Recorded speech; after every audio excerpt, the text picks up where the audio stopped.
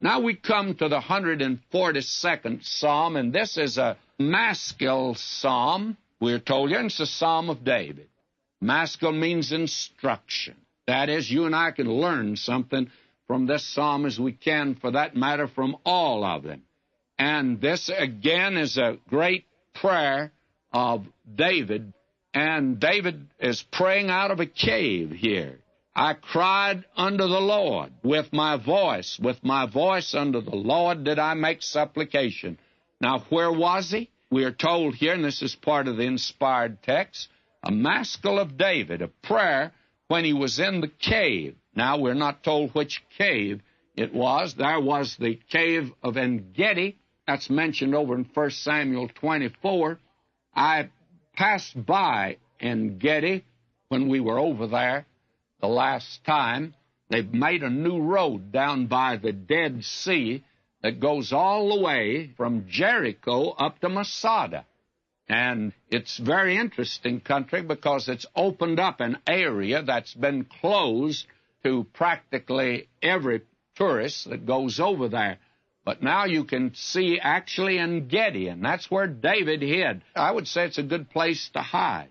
Then there was the cave of Adullam, and in the cave of Adullam is where this man David went the first time. And both of these caves are known. Apparently this is the one. And we are told that it was at this cave that those that were in distress, those that were in debt, those that were discontented, that's when they gathered to him. And about 400 men came to David there at the very beginning. In this place, prayed this prayer, evidently, that he said, I poured out my complaint before him. I showed before him my trouble. And this is Psalm 142:2 that I've just read. In other words, he laid before God everything that was in his heart and in his life.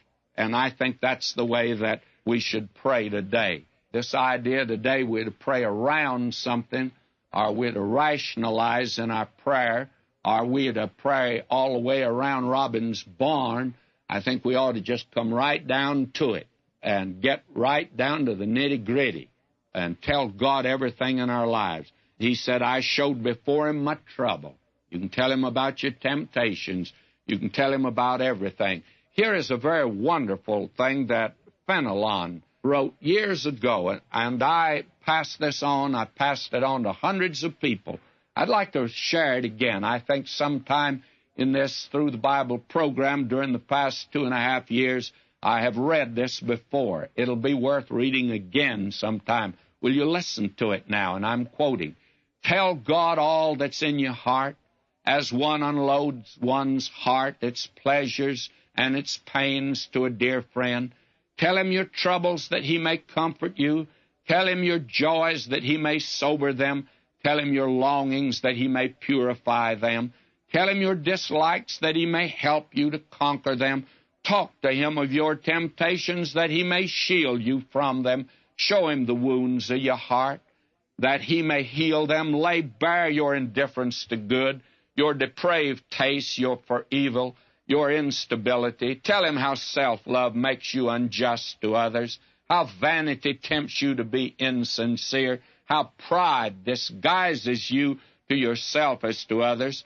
If you thus pour out all your weaknesses, needs, troubles, there will be no lack of what to say.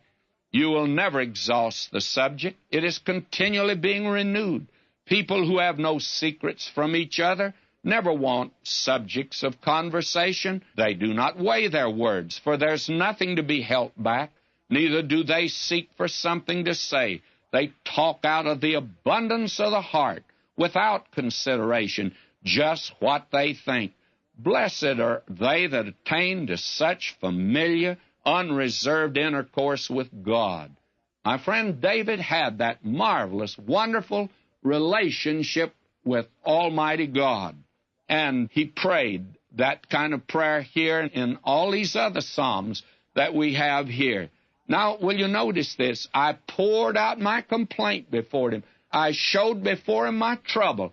You see, David, a young man, was anointed king, was in the court of King Saul, and that mad king threw a javelin at him, wanted to pin him to the wall. And this man David had to flee for his life. And he finally complained he was hunted like a partridge. It was open season on him all the time, and he had to keep running.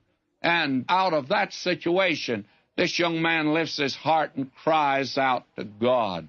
He says, when my spirit was overwhelmed within me, then thou knewest my path. In the way wherein I walked, have they secretly laid a snare for me. They tried to trap David. And David looked to the Lord, and God was guiding him. And he says, I looked on my right hand and beheld, there was no man that would know me. Refuge failed me. No man cared for my soul.